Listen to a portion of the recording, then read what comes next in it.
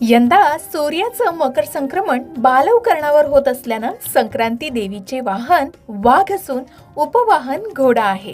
तिने पिवळे वस्त्र परिधान केले असून यंदा पिवळा रंग वर्ज्य मानला जातोय. तिच्या हातात गदा आहे, केशराचा टिळा लावलाय. वयानं कुमारी असून बसलेली आहे. वासाकरता जाईचं फूल घेतलेलं आहे. पायस भक्षण करीत आहे.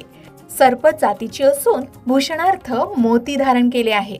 वर्ण आणि नक्षत्राचे नाव मंदाकिनी आहे आणि समुदायाचे मुहूर्त आहेत. पूर्वेकडून पश्चिमेस जात आहे, वायव्येस पाहत आहे.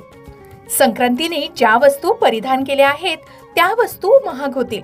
शिवाय संक्रांती जिथून आली आहे तेथील जनतेला सुख प्राप्त होईल.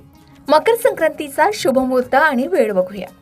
संक्रांतीचा क्षण असणार आहे 14 जानेवारी रोजी दुपारी 3:13 कारण यावेळी सूर्य मकर राशीत प्रवेश करेल. दुपारी